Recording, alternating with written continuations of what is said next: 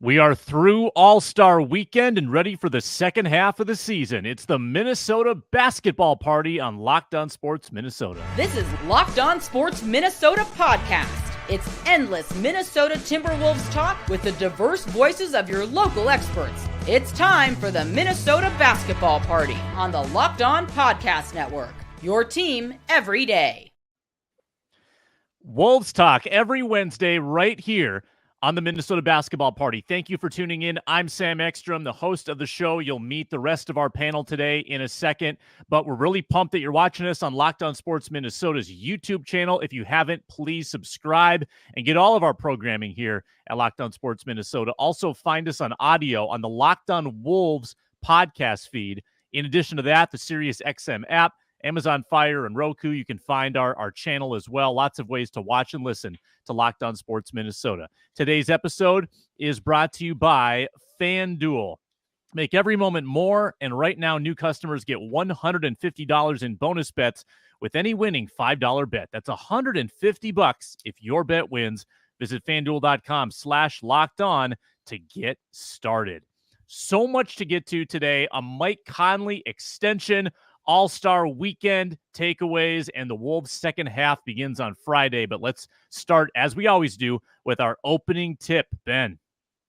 I'm Ben Beacon, host of the daily Locked On Wolves podcast, and I want to talk a little bit about what are the main keys to the second half, well, unofficial second half, final third of the Wolves' regular season schedule this year is going to be increasing their volume of three-point attempts if they want that offense to keep moving into the upper tier of the league. I'm Jack Borman, editor-in-chief at Canasupis, co-host of the Locked On Wolves postcast, and my man Luke Inman. And I'm going to be talking a little bit about why I think Anthony Edwards could take another step down the final stretch of the season and how that might impact the Timberwolves ceiling come playoff time. I'm going to talk about how Mike Conley is he has something in common with Trey Jones, Amen Thompson, Gabe Vincent, Scoot Henderson, and D'Angelo Russell. We'll talk about all that. That's Ron Johnson on location in Mexico. And once again, I'm Sam Ekstrom. Well, let's get into the big news from Monday. Mike Conley signs an extension. Ron, it sounds like you've got a Mike Conley take all locked and loaded for us. So why don't we start with you from Mexico, Ron Johnson. Mike Conley will be a Timberwolf through 2026. Yeah, I'm down here in beautiful Ixtapa, Mexico. And when I was looking at that contract, Sam and I talked about it on the Ron Johnson show yesterday, as well as we interviewed CJ Ham. But when I started to deep dive into it, I realized in 2024, 2025 in the season, Mike Conley's average salary that year will be $10.2 million for that season. Now, we haven't seen, at least I haven't seen all the language in the contract. I haven't seen that there's additional escalators or opportunities to make more money. But the crazy thing about it is when you look at all the guys around that dollar amount, you got Amen Thompson from the Rockets, you got Gary Payton II, you got Trey Jones at $9 million, and then you look up at D'Angelo Russell, and people are wondering. The only reason I threw that name in there, D'Angelo Russell was down at the 24th highest paid. He'll be the 24th highest paid point guard, and he's making $18 million. And so when you think about that, D'Angelo Russell making 18, and Mike Conley, and I said it yesterday, and I'm gonna say it again. Mike Conley just showed that he really wants to win a championship. Because I'm pretty sure when you see what these other guys are making, and I could throw out names, Marcus Smart, they have him in there with the point guards, Lonzo Ball at $21 million, Terry Rozier, Jalen Brunson, who deserves his, by the way. He should get an extension. He needs to get a big contract. But then you look at Chris Paul, pretty much out the door at $30 million. His goal was to try to go win a championship, but now the problem is that team is just not a team. He reminds me of when Gary Payton and Karl Malone tried to join the Lakers. That's what Chris Paul is doing right now. Whereas Mike Conley's like, look, this is the number one team in the West. They're probably going to be top 4 in the West for the next 2 or 3 years. Let me just go ahead. I think, Sam, I looked it up, $274 million career earnings, $274 million in career earnings. So for him to take $21 million, yeah, it's a friendly deal. But it also says, I want to be a champion. And I think that speaks volumes to the city of Minnesota or city of Minneapolis. Yeah, it's big, and I didn't know if it would happen, but it is such a bargain, Ben Beacon. It's almost mind-blowing, and I compared it to this on the Ron Johnson show. It's as if Kirk Cousins signed a deal tomorrow for $20 million per year. We would be flabbergasted at that dollar amount because it just doesn't really happen in the NFL. But Mike Conley, he took a big discount to stay in Minnesota. Yeah, I mean, I think the biggest, yes, the discount's huge, and I'll let Jack get a little bit more into the cap stuff related to that. But I think the biggest thing is it answers the number one offseason question that the Wolves are going to have, right? Like that was kind of the but like obviously the finances overall were going to be an issue, and they still are going to be challenging. But the number one question going into the offseason was going to be, what's the solution? Monte Morris is going to be a free agent. Jordan McLaughlin's going to be a free agent. And you wouldn't want him to be your starting point guard anyway. And you're also going to have, you were going to have Mike Conley as a free agent and no cap space. So the question was, how are they going to do this? Are they going to rely on, a late first round pick to be their starting point guard coming off of hopefully a deep playoff run? And so this was huge to just answer that question. And now we can stop worrying about that for next year. It's not going to be the, but what happens after this year? They have to trade Karl-Anthony Towns to get a point guard, et cetera, et cetera, et cetera. They're going to be a second apron team, which is going to be, challenging in terms of trades that they can and can't make. They won't have their mid-level exception more likely than not, unless they move salary. So there are some cap implications that are challenging, but on top of all that, the value that you mentioned, I mean, he's making $24 million, I think, this year, and he'll essentially be making a little over $10 million each of the next 2 years. And he's 36, but how much would he have gotten on the open market? I think I said on the show the other day, he probably would have gotten, 16, 17 million, even at his age, because he hasn't shown signs of decline since he's been in Minnesota. And obviously the Wolves are banking on that not being the case, but also with the way he plays, I don't think he's suddenly going to not be a good catch and shoot 3-point shooter. They're not relying on him to truly generate that much offense himself. So it's an absolute bargain. Like the going rate for starting point guard, as Ron said, is really, really high. And to pencil in somebody that, I mean, like you look at what he's done so far this year. We talked about this a few weeks ago on the show. He's basically playing the same way he did in his all-star season in Utah, like 3 years ago, just lower volume. Like he's just shooting the ball less, but like he's shooting a career best 3-point percentage. The defense is nearly where it was a few years ago. And all the other kind of rate-based stats are basically the exact same. He's just, he's their fifth option right now offensively, essentially. And so that makes the whole thing work. And now you can worry about some of the cap stuff later. You can worry about what that means for your offseason. And there's still a pivot, right? So like if things absolutely fall apart, knock on wood, they won't. But like say something terrible happens in the playoffs and this team, all of a sudden it's like, wait a minute, what do we do? You could still trade somebody if you really want to. I would be really surprised at this point if they do, but that's still a possible pivot to move off of a, Cat or a Naz Reid or whatever, and take back some salary, and you still have a point guard, and you still have Ant, and you still have whoever you don't trade. So there's lots of directions that Tim Connolly can take this thing now, and you don't have to worry about, hey, who's going to be the straw that stirs the drink this fall? Jack, maybe you could weigh in on some more of those cap implications as well. Yeah, I'd be happy to. But first, I think the biggest thing for me is just like this signals that this is not your same old Minnesota Timberwolves, right? Like when was the last time the Timberwolves were a player in the buyout market? When was the last time you had a veteran point guard who loves the core of the team so much, wears a Finchy "That's My Dog" t-shirt in the game before the break and a graphic tee? It just shows how much Mike Conley really loves this team and this organization in Minneapolis, which is really cool for us to see, because we don't normally see, guys who have been on playoff teams pretty much their entire career come to a place like Minnesota and really appreciate what this place is and what we have here. So it was cool to see that. But and also, too, it gives Ant another mentor, right, that he'll have now for a few years. He had Ricky Rubio and then Patrick Beverley, two like complete opposite ends of the spectrum in terms of leadership style. And now to get a guy like Mike Conley, who's just super consistent and a great voice for him to have for now a fourth season, in 2025, 26 will be huge for him. But yeah, it does signal that the Timberwolves are going to be a second apron luxury tax team. If they do keep their main seven back, so the starters plus Naz and Nikhil. And that's huge. A day after we had the Twins ownership group on WCCO playing, broke boy, crying poor owners on the radio, you have Mark Laurie and Alex Rodriguez being willing to pay, a luxury tax bill that, right, if they sign two minimum guys and sign their first round pick, that's kind of bare bones minimum here. The luxury tax payment is going to be north of $47 million. And so that's an all-in price, roster and luxury tax of $240 million. That is no small, like, I understand that they, got this franchise at a discount. They've brought in a lot of different, private equity to help finance the team. Like, I get all that, but that's still a big number, and it's nothing to sneeze at. And it's something that fans should undoubtedly be appreciative of, that these guys are stepping up to the plate and willing to do that.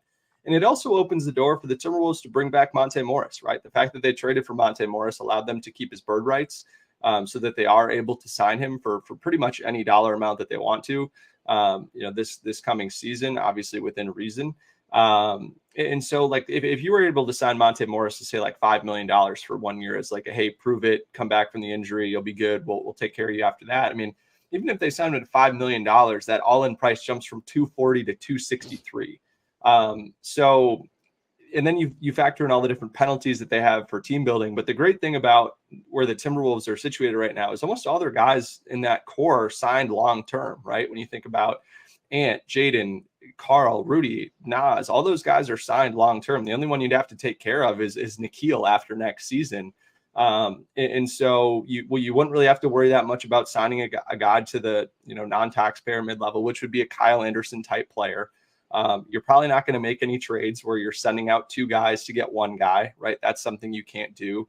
And then you aren't really going to be a player in the buyout market for, unless it's a guy that is, in the space where he's making, $0 to $10 million or something like that. So I really like that the Timberwolves are pushing all their chips in and really betting on the fact that this team can go deep in the playoffs. And, the thing about the luxury tax, right, is, that how much of that $47 million could be recouped if you're hosting playoff games, into the Western Conference Finals, right? Like, we've seen what this fan base does during the playoffs. They come out, they show out, they're extremely loud, they fill that place up, and they get really into the team, buy a ton of merch, all the rest of it. So, I think it's just a bet on this team being really, really good this season and being able to, recoup some of that money in advance of when, that payment is going to come next season. But it's really fun that the Timberwolves ownership group is stepping up to the plate in the way that they are, and that you have a player that believes in this group as much as he does, given his resume is pretty impressive and something that fans should undoubtedly be excited about.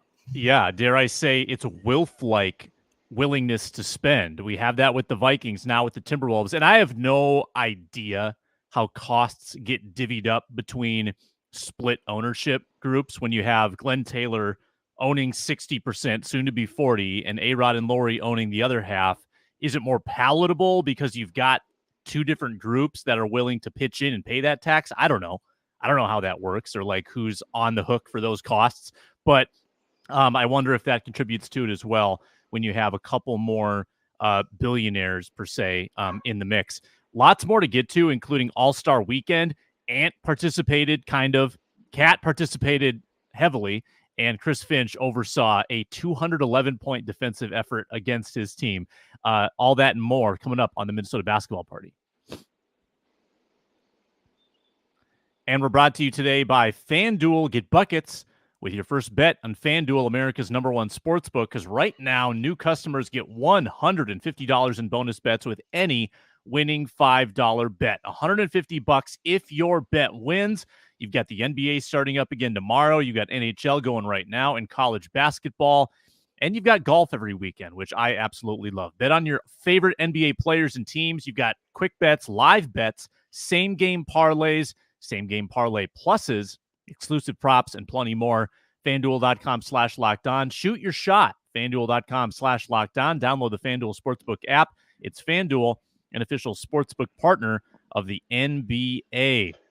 We are also brought to you by LinkedIn Jobs. When you're hiring for your small business, you want to find quality professionals that are right for the role.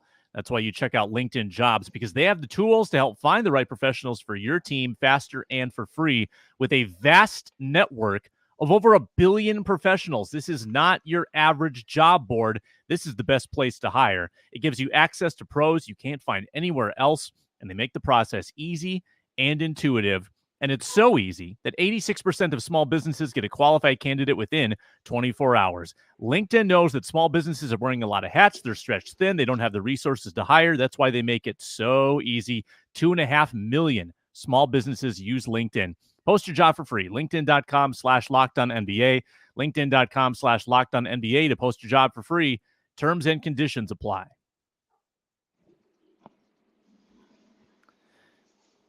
All right. Back on the Minnesota basketball party. All-Star weekend in the rearview mirror. It was a talking point, that's for sure. I don't know if it was competitive, but we talked about it. We talked about 397 points scored in the All-Star game, 50 of those by Cat. Jack Borman, I got to give you props. Let's start with you. You said last week, Ant is not going to take it seriously. And he goes out there and shoots with his left hand in the skills competition and barely plays in the All-Star game. For a guy that has like some real competitive juices in the regular season, you were absolutely right. He did not care at all about his All-Star game performance. Yeah, I just think that none of these guys are gonna play hard. There's not really an incentive for them to do it. I think that if any one of them were to get injured and miss time, going hard, playing this, glorified pickup game that everybody wants it to be, it's just never going to be that again. And I think we're kind of at the Pro Bowl point of things where it needs to become something different. But with Ant, I just think, he doesn't want to be there, right? Like Ant does not care at all about individual accolades. And I think it kind of spawns from that rather than, some aberration from his, competitiveness.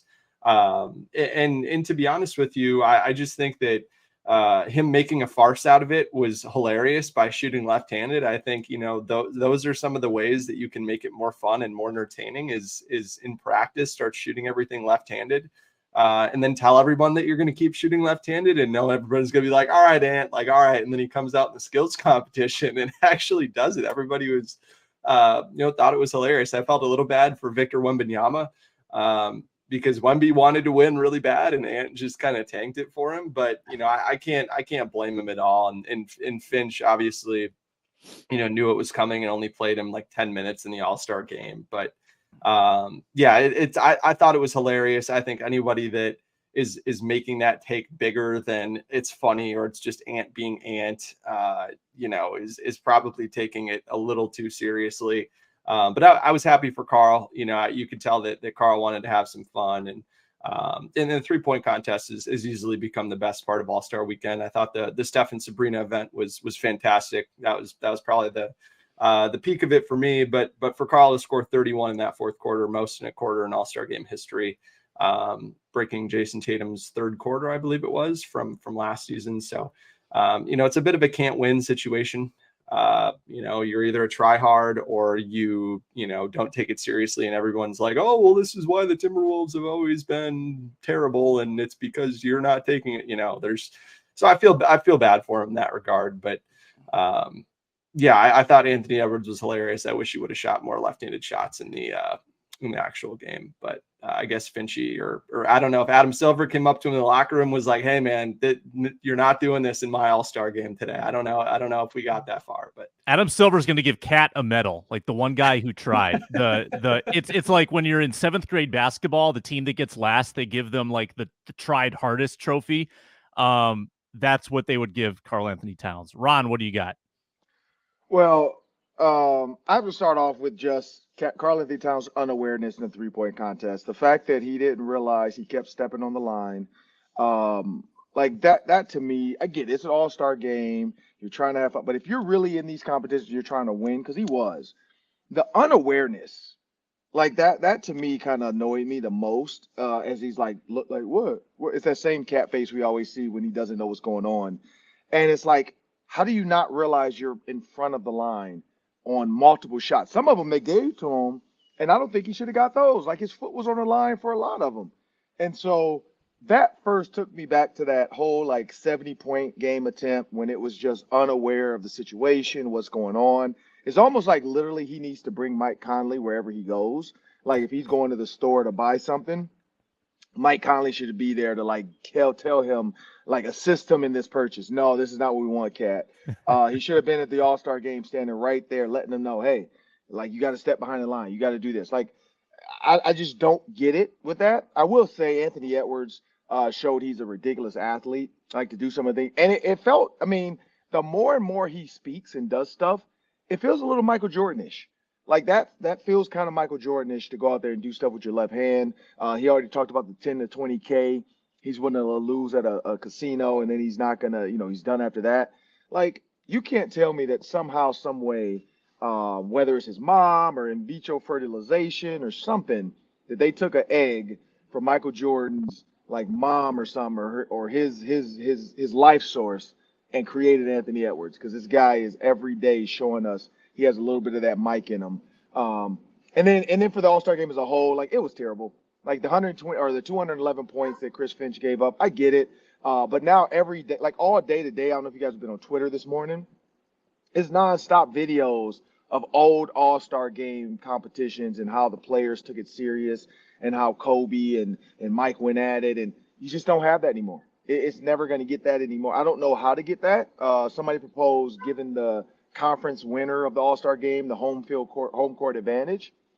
I'd be down with that. Like, I don't know if that would make them take it serious, but I think there does need to be some, or like, hey, whoever does it, like I don't know, they got to come up with something. Maybe it's more money, maybe it's an advantage for next year as far as like if your conference wins, then maybe we'll take the low management negative away from you guys. I don't know how they do it, but you got to get a little bit more serious, or it's just becoming a glorified like Globetrotters show. Ben, what do you got? Yeah, so Jack mentioned it being a no-win situation, and I think that's the best way to put it. Like, if you don't try, people are like, why aren't you trying? And if you're the only one that tries hard, it's like, oh, of course Cat cares about this, right? Like that sort of thing, like some of the Draymond comments, like what do you want him to do? Do you want to, like, how do you just medium care? Like, it's just, it's a very weird thing. And like Steph Curry talked about, like, he said he wanted to play. Like these guys, a number of them did try to the extent they wanted to get shots up. And for Cat, that just meant, hey, I'm going to show off some dunks because I'm never going to do the dunk contest. So I don't know. I think it would have been cool to see Ant put a little more effort in the All-Star game, but I don't know. It doesn't really bother me. And in terms of the event overall, like, indeed, like, for sure, the guys back in the 90s and whenever cared more. There were more of those, even just 10 years ago, a little bit more of the one going back and forth one-on-one. But if you look at the scores back then, it's not 200, but like, if you look at it in the context of how many points were scored in actual regular season 90s NBA, like, I'm looking right now at the 92 All-Star game, the West scored 153 points. Like, we could talk about how 200 is unbelievable, but how many points were teams scoring per game in 93? Like 93 points a game, right? Like whatever that, if you take that same rate of scoring, it's actually not all that different. And I didn't go through all the work because nobody would really care to like figure out what the actual rate is, but go through the 90s. I mean, like in 94, it was 135, 132. I mean, there was a game there was a 139 in there. There's all these games are well over 100 points when regular season games were routinely in the 80s and 90s. So yes, the end of it, the fourth quarter of the last few years has been pretty terrible to watch. But only if you're expecting it to be a legitimate basketball game. And also the other layer to this is it wasn't a close game at all by that point. And so of course these guys weren't going to like lock in and try and come back from 20 down. So I don't know. It's a bit of it's hard to have it both ways. So it is an exhibition, and it's fun to see these guys, see Dame go for 2 for 2 on half court shots. I don't know. It was fun as a Wolves fan to see them involved as much as they were over the weekend. Obviously Cat in the 3-point, tying in the first round, advancing to the finals was great. I agree with Jack. I think the 3-point contest is the best thing of the weekend. And the Steph and Sabrina thing was awesome too. It was fun. And I also enjoyed hearing the TNT commentary at the end of Saturday night, arguing about, like Kenny and Reggie arguing about what's better, 3-point or dunk contest. And of course they both have really clear biases with this.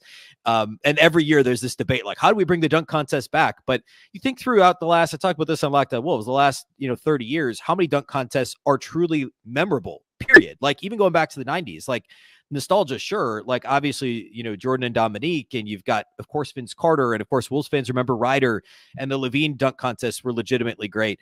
But like, there's less than 10, even if you include the 90s, that are truly memorable. So I don't know that there's like a dunk contest back. I think it's just, you got to get the right guy in the right year. I think some of this, like, wringing our hands is definitely recency bias about, a couple of bad dunk contests, bad all-star games here and there. And I don't know why they got rid of the Elam ending either. I thought that was a good step in the right direction. But I like the East-West. I like going back to East-West, but the Elam ending was great. Like, I think you could do East-West with the Elam ending and just add that wrinkle. I think it would make it a little more competitive in the fourth quarter. I've got 3 words for you. 4-point line. 4-point line in the All-Star game. Half court is 5, so Dame can get a 5-point shot. If they're going to just chuck up shots, let's make it a circus. I get the 4-point, but don't do half court. It'll get dumb at that point. Like, yeah, Cat would be the main one back there trying to throw him up. Like, I loved Luka throwing up a half court shot with 35 seconds left and him tweeting it was 2-for-1 analytics. That's why he took a half court shot. That was hilarious.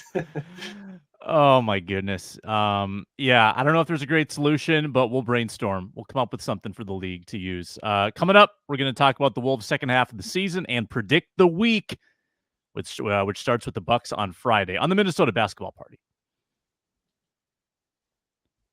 Brought to you today by eBay Motors. Passion, drive, and patience. What brings home the winning trophy is also what keeps your ride alive. eBay Motors has everything you need to maintain your vehicle. Level it up to peak performance with superchargers, roof racks, exhaust kits, LED headlights, and plenty more. Whether you're into speed, power, or style, eBay Motors has got you covered. They've got over 122 million parts for your number one ride or die, so you'll always find exactly what you're looking for. And with eBay Guaranteed Fit, your part is guaranteed to fit your ride every time or your money back. Because with eBay Motors, you're burning rubber, not cash. With all the parts you need at the prices you want, it's easy to turn your car into the MVP. Bring home that win. Keep your ride or die alive at ebaymotors.com. Eligible items only. Exclusions apply. eBay Guaranteed Fit only available to U.S. customers. All right, as Ben said earlier in the show, it's really the last third of the Wolves season. 27 games to go to the finish line. They lead the West by 1.5 games over the Thunder, 2 games over the Clippers, 3 games over the Nuggets. What is the number one key, Ben Beacon, for the Wolves to win the West in the second half of the year? Yeah, I'm going to go with just continue to increase their volume of 3-point shots. I mean, there's a ton of ways we could take this. Obviously, health. Obviously, keeping guys fresh. They've got a bunch of back-to-backs. But I think for me, the biggest on-court X's and O's thing would be just increase the volume of threes. I mean, you go back to mid-January, the Wolves are 16th in the league in 3-point rate, according to Cleaning the Glass. And the first part of the season, they were bottom 10 easily. They were bottom 5 for a while, basically until Christmas time, I think. But go back to January 20th, they're 16th in the league in 3-point rate as an offense. And since that same point, they're 14th in offense overall, like offensive efficiency, which isn't great, but it's better than hanging around 20th where they were for a big chunk of the season. And admittedly, this is arbitrary, but if you go February 1st, so the last 3 weeks, they're still about middle of the pack, 15th, 16th at 3-point rate, but they're number 4 in offensive rating. Now they've had a couple of blowout wins mixed in there against shorthanded teams. Sure. But the big story is they're shooting more threes, and it's obvious that's going to help drive more offense and help open things up for them. And they're still like the league's best. I think they're number 1 or number 2 in 3-point percentage. I'll see if I can pull it up real quick. I think they're 1 or 2 in 3-point percentage. So if the volume can just continue to increase, they're going to be in really good shape offensively. They're they're 3rd in 3-point percentage sitting here right now, but they've been kind of between 1 and 3 for a long time. So I think it's just shoot more threes, period. And Cat's been a big part of that. He's increased his volume lately. I think just overall, the more they can do that, the more they can drive offense. Something I did on today, actually Wednesday's Locked On Wolves, is I went through all 40 teams over the last 10 years that went to the conference finals and just kind of looked at where they ranked offensively and defensively overall in the regular season. And there's only been 7 times that there's been a final team out of the last 40 conference final teams that there's been a team that has been a top 10 defense and not a top 10 offense. Only 7 times, but 4 of them have been in the last 2 years, and 3 of them were in 2022. And there were nearly 4 of them because Boston was 10th in offense that year. So there's a bit of I think this is a bigger conversation, certainly, but I think there's been a bit of a market inefficiency when it comes to defense, teams figuring out how to limit corner threes, figuring out how to limit paint points. These teams with interior defenders, switchable defenders like a Bam Adebayo and obviously Rudy Gobert, to try and kind of shut down the paint. It's pretty interesting. And so I think clearly the Wolves have the defense to win it. And also, by the way, one of the other key takeaways that I'll just throw in here that bodes well for the Wolves is over the last 10 years, in 5 of the 10 years, the number 1 ranked defense in the regular season has gone to at least the conference finals, which is, bodes well. It doesn't mean the Wolves have a 50-50 shot, I don't think, of making the conference finals, but it's a good trend, right? So the defense, they've already got that. If they increase the 3-point volume, they get to the line a fair amount. They are good enough shot makers in the paint.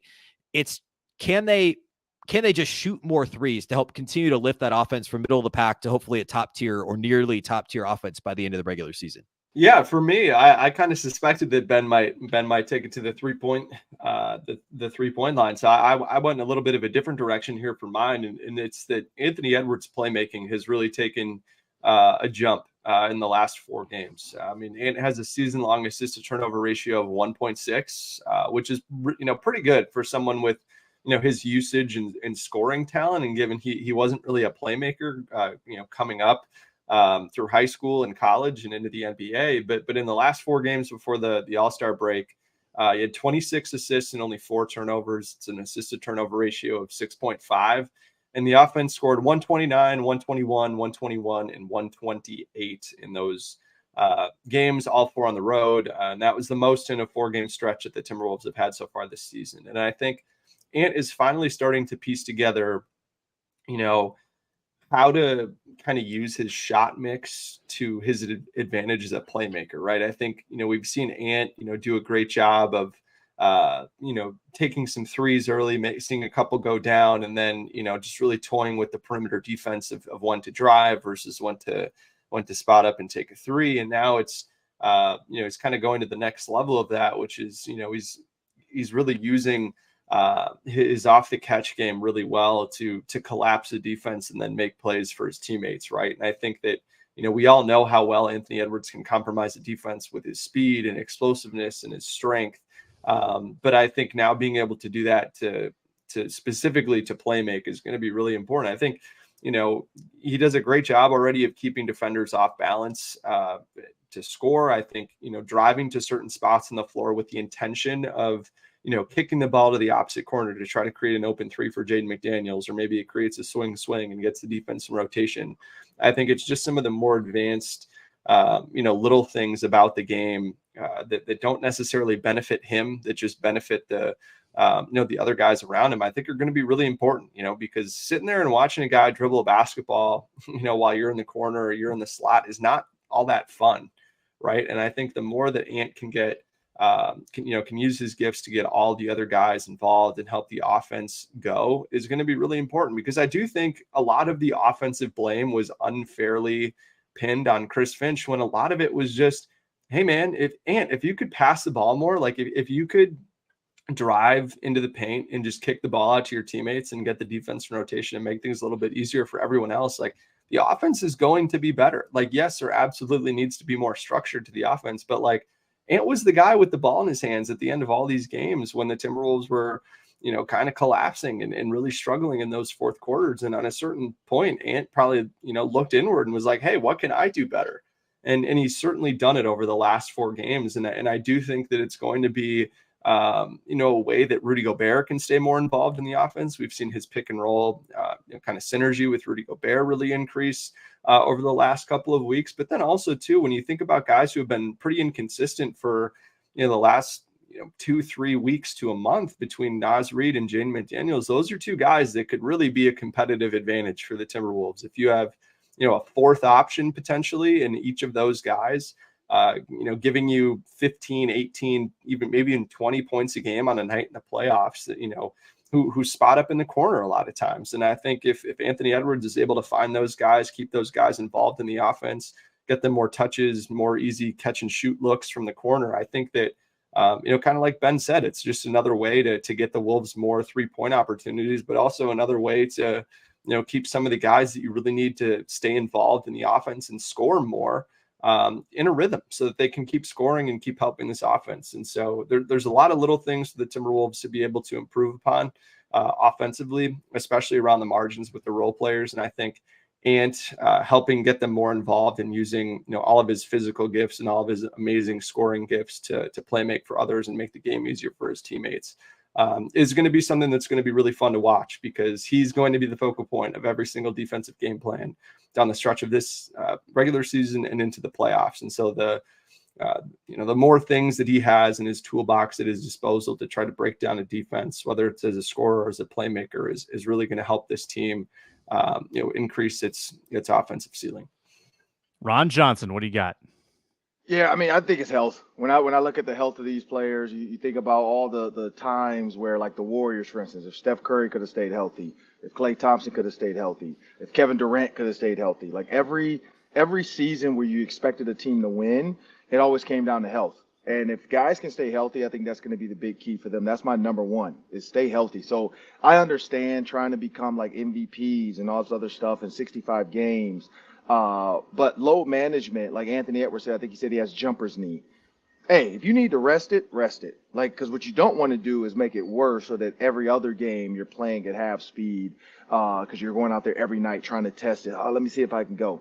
If you have a 2, 3, 4 game lead, just relax. Just relax, rest up. Because, I mean, I've had that same thing. It's basically similar to tendonitis. You just give it a day or two off, and you come back and you feel great. And you just ice the crap out of it. You take, the meds to get the swelling out. And then the next day you come out and you feel great. And I think that's the key, is like, you can push through it, and then eventually you'll warm up, and you notice that with him. But health is going to be the key. That's the first thing for me. The second one for me is when you watch the Nuggets, they are extremely efficient. Every time they feel like a game's getting out of hand, they go back to their bread and butter, which is get the ball in Jokic's hand at the top, let the Joker figure it out. You got Aaron Gordon, you got Jamal Murray, and all those guys move with him. It's not let me go create, then let me go create, then let me go. It's let's get it to the top of the key, let Jokic figure this out, and then let's go from there. I don't know what their set is. I don't know if it's Anthony Edwards bringing it up. I don't know if Cat needs to get at the free throw line. It's definitely not Rudy Gobert starting anything. I think he's always the secondary, like if it's the pick and lob, if it's the pick and lay, if it's Mike Conley getting to the top and getting the set. Whatever they're most efficient, because I'm pretty sure the analytics guys in that locker room or that, whatever their team has that. Here's our most efficient play set.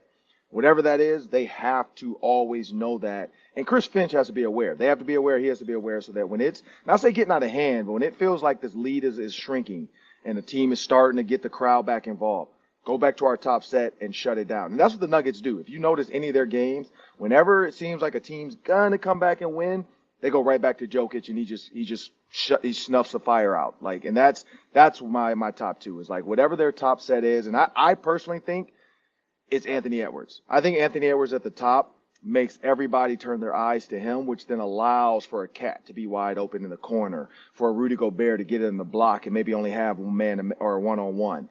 I think it's got to be Anthony Edwards. And then Mike Conley just being in a perfect spot to hit the shot. And I think that's going to be their number one. But Anthony Edwards, at the same token, can't get caught up in, now at this point, scoring numbers. Just play your game. Don't try to be Michael Jordan. Just play it. Like, be the guy you can be when you have to be. That mid-range, take it. If you got the step-back three, take it.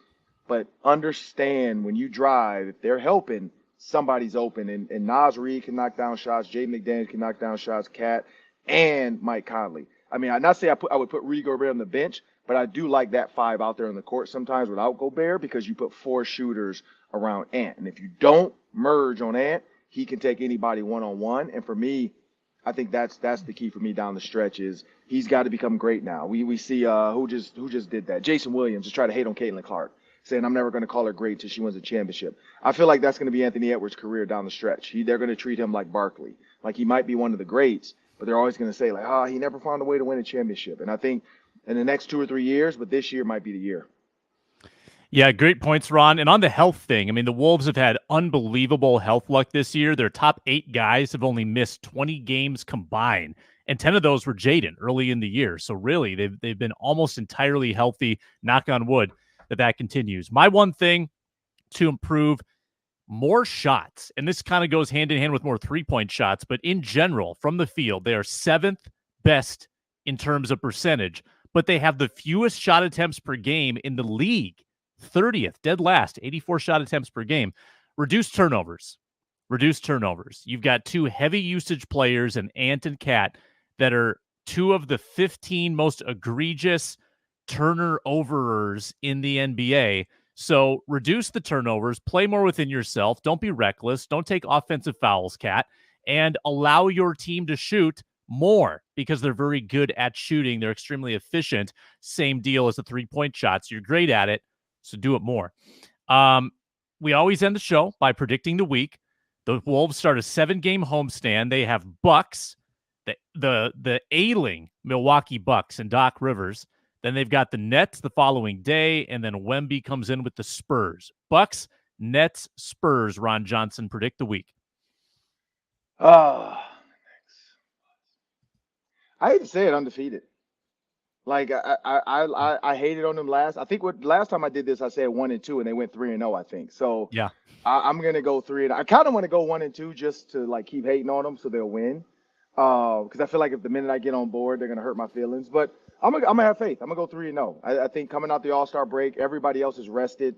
I think Cat learned a valuable lesson about keeping his feet behind the 3-point line. I think Anthony Edwards didn't waste too much energy on that as well. Like he was like, look, we got to go out and win a championship. I did wish that Chris Finch did what you said, Sam, which is just wear Jokic out during the All-Star game, like play him way more than everybody else. But I'm going to go 3-0. Ben. I'm also going to go 3-0. I mean, we don't know exactly who's going to play for the Bucks. You know, Middleton may or may not be back a week and a half after the sprained ankle. You know, but I think they'll beat the Bucks on Friday, and then the Nets back-to-back Saturday. Brooklyn, of course, just fired their coach, but they play Thursday, so I don't think they'll get the new coach, winning the first game with the new coach bump. That might already have happened for the Nets. So I'll say the Wolves win both of those and still beat the Spurs, even though the Spurs have been tough for the Wolves this year. I'm feeling optimistic coming out of the break, and maybe they're a little rusty Friday, but maybe the Bucks are shorthanded. So I'll go 3-0. Jack. Yeah, I also had 3-0 here. I think for me, the big one is the Milwaukee game. Like, I don't know, we haven't really talked about it, but ESPN is doing an all access day in Minneapolis on Friday where they're hosting First Take from Minneapolis. They're hosting NBA Today, I believe, from Minneapolis. And then that game is going to be on ESPN. It's a late game. It's a 9 p.m. tip because of the West Coast, slot they keep throwing the Wolves in. So I think that the Wolves are really going to, give their A effort, especially in that being their first game after the All-Star break. Kyle Anderson and Monte Morris did not go on vacation. They stayed in Minneapolis to continue working. Like, there are some guys that are still there working. And I think it's just going to be a really business-like approach with how many veterans they have. And that these guys are all now talking to each other like, hey, we have the chance to do something really cool and really special that, a team has never done here in the NBA. So, and then you think about that San Antonio game, right, where they're going to be pissed off and not want to repeat what happened down in Texas, about a month ago. So, I think it's a really good spot for them to kind of gain some momentum here, and then, and then 2 of their next 3 after that are against big time Western Conference opponents. So it'll be fun to see if they can kind of keep this thing rolling, and then just play really hard and let the scoreboard do what it does against some other big time Western Conference opponents. Yeah, I think that most great seasons usually have a couple lengthy winning streaks in them, right? The Wolves had one long winning streak early in the season. I think that they have one more big winning streak in them. And this might be the time to do it when you're living at home for a couple of weeks against not the best competition. That Nets game feels like more of the trap game to me. I think they'll be ready for Milwaukee, but then coming back the next day with less energy. How will they fare? But I'm just going to join the undefeated party so we can all sound either all smart or all dumb. And I'm going to say 3-0. Wolves will get some distance in the Western Conference race, I think, during this homestand. Thank you for watching the Minnesota Basketball Party today on Locked On Sports Minnesota, or listening on the Locked On Wolves audio feed. Also, find the Ron Johnson Show. He interviewed CJ Ham on Tuesday. Check that out on the Locked On Sports Minnesota channel. We've also got the Minnesota Football Party on Mondays and Thursdays, roundtable with Reggie Wilson, Julia Daniels, Ron Johnson, and myself on Fridays. Lots of programming. Check it all out. And thanks for watching Wolves Talk every Wednesday on the Minnesota Basketball Party.